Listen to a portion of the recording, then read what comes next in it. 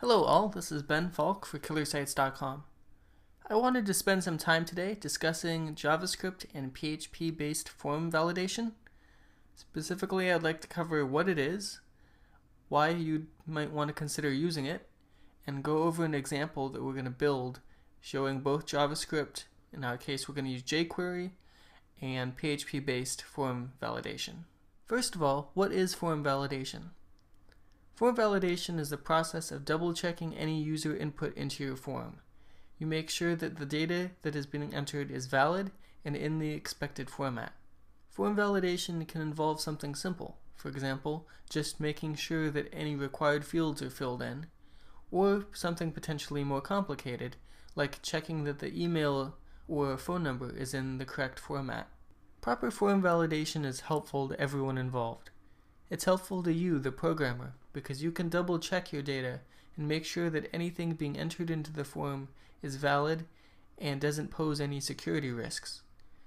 It's helpful for the visitor because they can be assured that any data that they're entering into the form is mistake-free. It catches basic mistakes, missing forms, incorrectly formatted fields. It's also helpful for the client because they're the one receiving this data from the form, and they can be assured that any data they're receiving is valid and should be, again, in the correct format. I'm going to be talking about both JavaScript and PHP-based form validation today. JavaScript exists on the client side, on the visitor's local computer. It's helpful because it allows them immediate feedback to help them catch errors. However, it can be easily bypassed. A user could easily disable JavaScript, and then the form validation would immediately fail. So it is important to have some sort of server-side validation in place as well. In our case, we're going to be using PHP to handle that. Because PHP is handled on the server side, it's out of the control of the visitor, and you can make sure that the visitor can't mess with it in any way. Let me get started by showing you what we're going to be building today. So I'm going to open up Coda. And in this demo, I'm going to be discussing, as I said before, both PHP and JavaScript based form validation. And to do the JavaScript validation, I'm going to be using a plugin for jQuery called Validate. And it's probably the simplest and easiest way I know to add JavaScript validation. This demo will include both JavaScript and PHP based validation. The JavaScript will do most of the heavy lifting. If the JavaScript validation passes, the PHP validation should pass too. However, it is important to remember that you cannot always rely on JavaScript validation to be in place. The user may have disabled JavaScript, either purposely or accidentally, so you can't always guarantee that it's going to be in place. So let me give you a demo here. Let's go ahead and enter in name.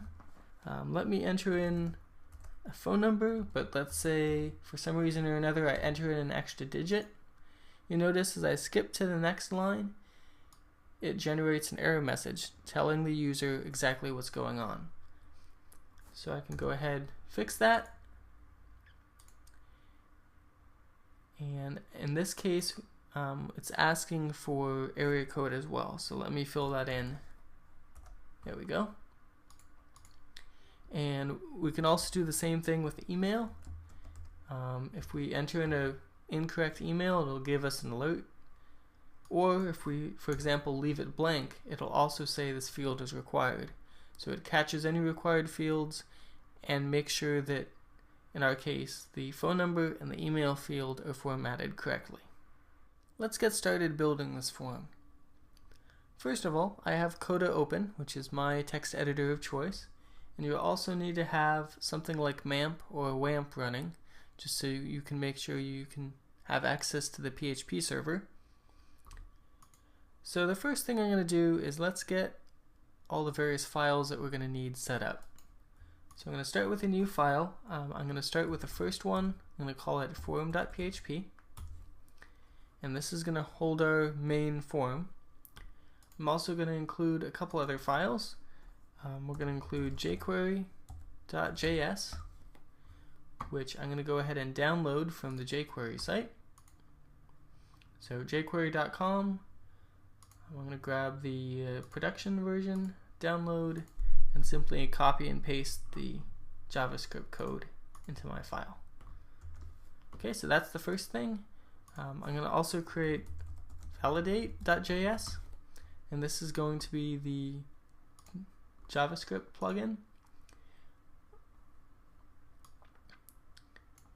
This can be found either at docs.jquery.com/plugins/validation or on the homepage of the developer. In this case, it's bassassistance.de/jqueryplugins/jqueryplugin-validation. And I'm going to go ahead and grab the, I'll just grab the minified version of this, and again, just copy and paste.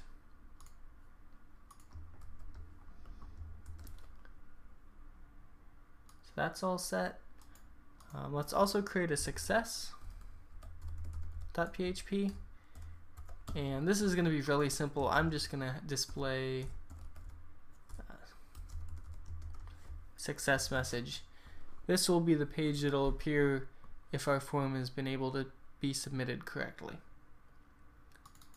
So we have a form, success, a jQuery, and a validate, and I believe that's all that we need to get started.